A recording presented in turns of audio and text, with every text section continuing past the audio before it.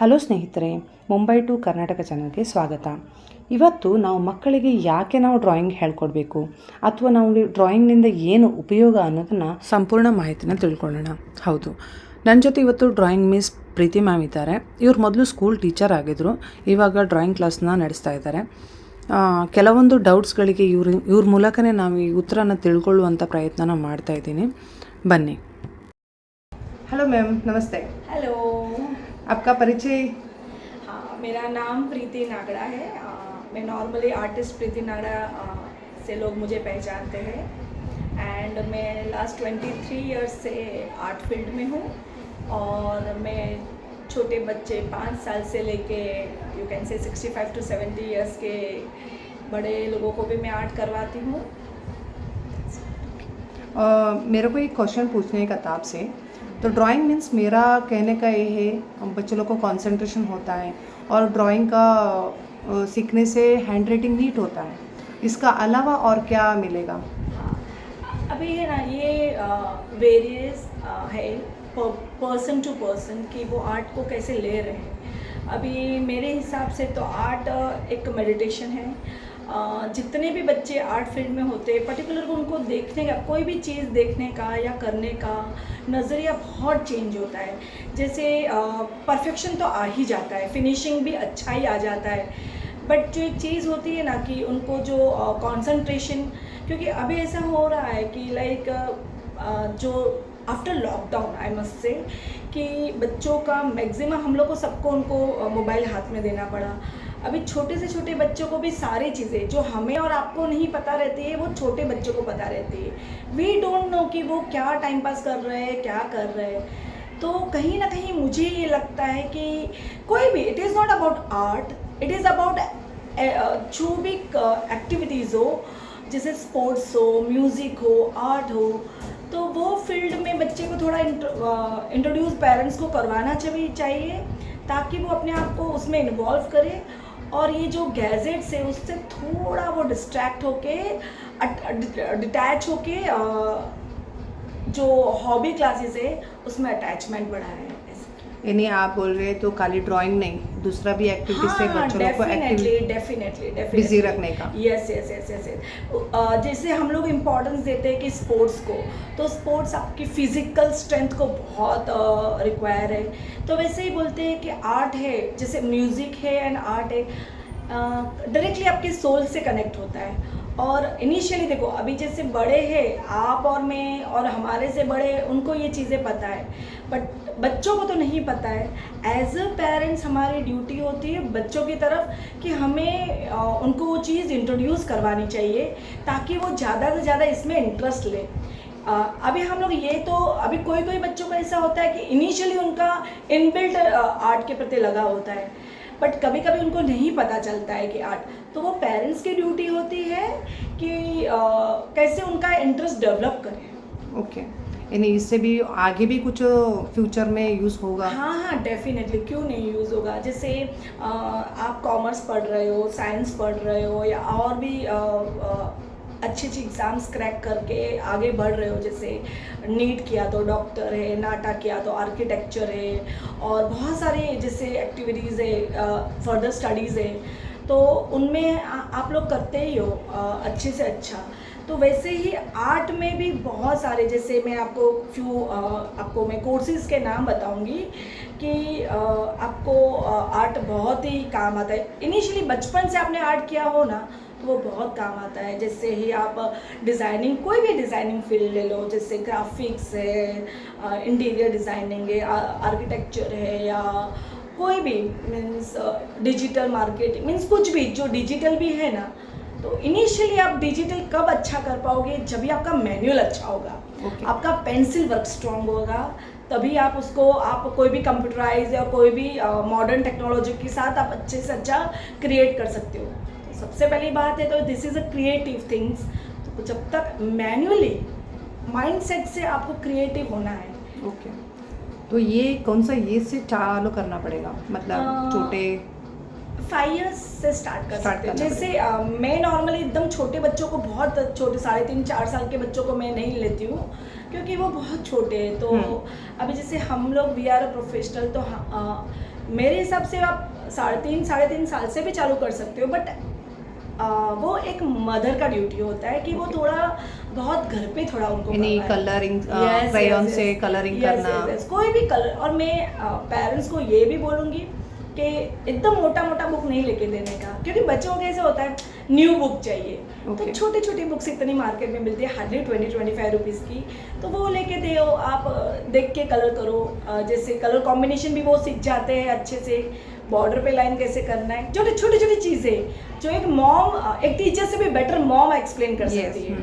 तो वो चीज़ आप इनिशियली स्टार्ट कर सकते हो। ओके, अभी रिसेंटली एलिमेंट्री एग्जाम हुआ, तो उसका बारे में कोई पेरेंट्स लोग को बहुत सारा क्वेश्चन आ रहा है, मीन्स Okay, nice. ये क्या है, ये किधर करते हैं, मतलब क्यों करने का है, मतलब बहुत सारा अनदर क्वेश्चंस Right. आया Yes, है, yes, तो yes. उसका थोड़ा इंट्रोड्यूस। यस यस यस, जैसे एलिमेंट्री इंटरमीडिएट एग्ज़ाम वो आज से नहीं है, वो बहुत सालों से चल रहा है। मीन्स हाँ, और भी एक क्वेश्चन है कि ये खाली महाराष्ट्र स्टेट में है क्या ऑल इंडिया? नहीं, मेरे नॉलेज के हिसाब से ऑल ओवर इंडिया में सिर्फ 2 स्टेट्स में नहीं है। I don't remember the name of the states, Okay. But बाकी मैक्सिमम सारे स्टेट्स में ये एग्ज़ाम्स है। ओके, और ये एग्ज़ाम नॉर्मली कंडक्ट होती है जे स्कूल ऑफ आर्ट्स एंड इससे, और 2 दिन की एग्ज़ाम्स होती है। पहले तो ये एग्ज़ाम 2 दिन की होती थी, लेकिन 6 पेपर्स होते थे इनिशियली, स्टार्टअप करेंगे तभी, बहुत आज से 5-6 साल पहले। फिर सिलेबस थोड़ा चेंज किया है उन्होंने, बट ये एग्ज़ाम 2 दिन चलती है। और मॉर्निंग, जैसे आप ये समझ लीजिए कि 10th स्टैंडर्ड के बच्चों की प्रिपरेशंस कैसी रहती है, फॉर्मेलिटी हम कैसे करते हैं, फॉर्म कैसे फिलअप करते हैं। पर्टिकुलर देखो, अभी जैसे मैक्सिमम बच्चों का तो अपने स्कूलों से ही होता है, वो आर्ट टीचर जो रहते हैं वो सारे बच्चों को बोलते हैं कि ये एग्ज़ाम्स हैं। अभी आर्ट टीचर इतने सालों से वो स्कूल में पढ़ाते हैं, तो उनको खुद को भी पता रहता है कि ये बच्चों का आर्ट बहुत अच्छा है, तो उन्हें ये एग्ज़ाम्स देनी चाहिए। तो वो उनको सजेस्ट करते हैं कि पेरेंट्स को सजेस्ट करते हैं कि why don't your child is not giving this exam, इसके एडवांटेजेस बहुत है। तो 12 इयर्स से बच्चा एग्ज़ाम ये दे सकता है, एंड कोई भी दे सकता है, आप और मैं, मेरे से भी Okay. बड़े भी Any or 12 yes yes yes yes yes कोई भी दे सकता है। यस तो इससे मार्क्स भी मिलता है क्या सर्टिफिकेट में? यस यस यस यस, ये सर्टिफिकेट जैसे बाकी जैसे सर्टिफिकेट से वैल्यू मीन्स वैल्यू रहता है, वैसे ये एग्ज़ाम का भी आपको बाकायदा गवर्नमेंट के थ्रू ही आपको सर्टिफिकेट्स मिलेंगे। और ये सर्टिफिकेट्स आपको थ्रू आउट द लाइफ, किधर भी जो आर्ट फील्ड है, आपको फर्दर स्टडीज़ करना रहेगा, तो आप डेफिनेटली ये सर्टिफिकेट सबमिट कर सकते हो। तो वैसा तो इसका बाद में और कुछ ड्राइंग का लाइफ क्या है, मतलब एलिमेंट्री, यस यस, इंटरमीडिएट? जैसे मैंने आपको बोला कि बहुत सारी चीज़ें ऐसी, जैसे इंटीरियर है, आर्किटेक्चर है, नाटा है, कुछ डिज़ाइनिंग फील्ड में रहेगा, तो सब जगह पे अभी एक एंट्रेंस एग्ज़ाम्स होती है। Okay. हमें एंट्रेंस एग्ज़ाम क्रैक करनी होती है। तो कुछ सिलेक्टेड लाइंस ऐसी है कि उसमें हम लोग क्या सबमिट करते हैं पेपर्स, मीन्स आफ्टर एग्ज़ाम वो हम लोग क्रैक कर लेते हैं। सबमिशन का कोई भी पेपर्स का आता है तो हम लोग 12th के सर्टिफिकेट देते हैं। ये सब जो भी चीज़ें मैं बोल रही हूँ आफ्टर 12th ही होता है। तो 12th की सर्टिफिकेट हम लोग जैसे उनको देते हैं, उनके साथ में आपको ये बोलते हैं कि you have to submit the element and intermediate certificate too. Okay, yes, तो अगर इफ़ नॉर्मली ये 200 मार्क्स के एग्ज़ाम्स होते हैं, तो राइटिंग में उन लोग जो क्वेश्चन पूछेंगे ना, वो क्वेश्चन होते हैं 180 मार्क्स के। तो बाकी के जो 20 मार्क्स है, तो वो 20 मार्क्स इनको ये जो एलिमेंट्री और इंटरमीडिएट का जो ग्रेड्स आए रहते हैं वो ऐड होते हैं। यानी इसमें मार्क्स कैसा मिलता है, यानी 100 में क्या? नहीं, एक्चुअली ग्रेड सिस्टम है। Grade system. जैसे देखो, जैसे स्कूल में ऐसा हो कि क्वेश्चन आंसर आपने राइटिंग में लिया, टीचर ने चेक किया, तो वो question answer, but this is art, तो चेक करने वाला भी आर्टिस्ट है, तो उनका नीटनेस है, परफेक्शन है, उन लोग का कौन से कलर स्कीम के ऊपर से जा रहे हैं, वो सब चेक करके फिर उनको ग्रेड्स मिलता है। जो फर्स्ट पेपर जैसे उनका ऑब्जेक्ट ड्राइंग रहता है, सेकंड पेपर मेमोरी ड्राइंग होता है, फिर थर्ड पेपर उनका डिज़ाइन रहता है, फोर्थ पेपर 2 पार्ट्स में डिवाइड, ज्योमेट्री एंड लेटरिंग। तो उनके हिसाब से वो डिसाइड करते हैं कि बच्चों ने ये 5 चीज़ों में कैसे किया है, उस हिसाब से उनको ग्रेड्स मिलते हैं। ओके, ये जो ड्राइंग है स्कूल में सिखाते भी है, मतलब एक सब्जेक्ट रहता है स्कूल में, उसका अलावा बाहर से भी बच्चे लोग सीखते हैं। यस, इसका उसका फ़र्क क्या है? यस, फ़र्क देखो ये होता है कि नॉर्मली जो आर्ट टीचर स्कूल में होते हैं वो स्कूल में कराते ही है, क्योंकि पर्टिकुलर स्कूल में कैसा रहता है कि जैसे 60-70 स्टूडेंट्स का, अभी तो स्ट्रेंथ कम हो गया है, 45 बच्चे भी रहते हैं, तो ज़रूरी नहीं है ना कि 45 बच्चों को ड्राइंग में इंटरेस्ट हो। तो उन लोग जो भी बच्चे को सिलेक्ट करते हैं पर्टिकुलर उनको या स्कूल छूटने के बाद या तो फिर सैटरडेज़ को या पर्टिकुलर सिलेक्टेड डेज़ को उन लोग बुलाते हैं एंड वो ट्रेनिंग करते हैं। बट क्या होता है कि कई बच्चे अभी स्कूल में बसेस में जाते हैं, पेरेंट्स का जॉब का ये रहता है, तो वो चाह के भी स्कूल में बच्चों को नहीं भेजते। स्कूल टीचर्स करवाते अच्छा है, बट वो कभी करवाएंगे जब स्कूल के बच्चे वहाँ पे जाएंगे तब।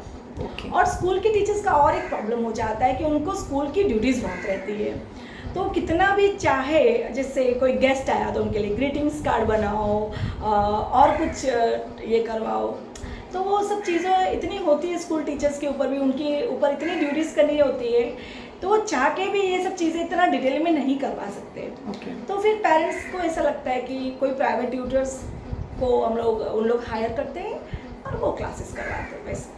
यानी ड्राइंग सीखने के लिए इतना ईयर यानी कोर्स का रूल्स वगैरह है क्या? मतलब हाँ। इतना ईयर्स में ये सीखना है? नहीं, ऐसे एक्चुअली कोई रूल तो नहीं होता है नॉर्मली तो, बट जैसे मैं अभी बोलूँ कि सडनली आप आओ मेरे पास एंड मुझे बोलो कि 3 मंथ्स का टाइम है और एलिमेंट्री एग्ज़ाम्स देनी हो, तो थोड़ी मुश्किल हो जाती है। देखो ये सब चीज़ें ऐसी होती है ना कि आपको थोड़ा प्रैक्टिस हो, थोड़ा खुद का नॉलेज हो। हम लोग है ना क्रिएटिव वर्ल्ड इसको बोलते हैं कि भाई हम लोग आपको करवाएंगे, बट आपको खुद का बहुत होना चाहिए, इन्वॉल्वमेंट होना चाहिए, आपका खुद का एक, we are here to guide you, जैसे एक गाइडेंस मैं दूंगी, बट मैं ही अपना मेरे मर्जी का आपके पास करवाऊंगी तो मज़ा क्या है? हम लोग गाइड करेंगे, और जो हम लोग जो बुक रेफर करवाते हैं वो मैक्सिमम लाखों स्टूडेंट्स के पास होती है, तो लाखों लोग वही का वही करेंगे, तो फिर क्या मतलब है? वो तो यही हो गया ना कि जैसे आप बाकी सब एग्जाम्स देते हो, this is a creative things, so we are here to guide you. But अगर आपको खुद को ज़्यादा क्रिएटिव होना है और अलग से कुछ डिफ्रेंशिएट करना है, थोड़ा ट्रेनिंग ज़रूरी रहता है। तो आई प्रिफर कि एटलीस्ट 6 to 8 मंथ्स या 1 ईयर बिफोर आप आओ तो आप पॉलिश हो जाते हो। ओके। और ऐसे एग्ज़ाम देने से अच्छा है कि आप वो सब्जेक्ट को समझो और फिर एग्ज़ाम दो, ओके। तो दैट इज़ एडवांटेज बढ़ जाते हैं ऐसे। यानी मिनिमम 1 ईयर बच्चों यस, को प्रैक्टिस इतना प्रैक्टिस ज़रूरी है। ज़रूरी है।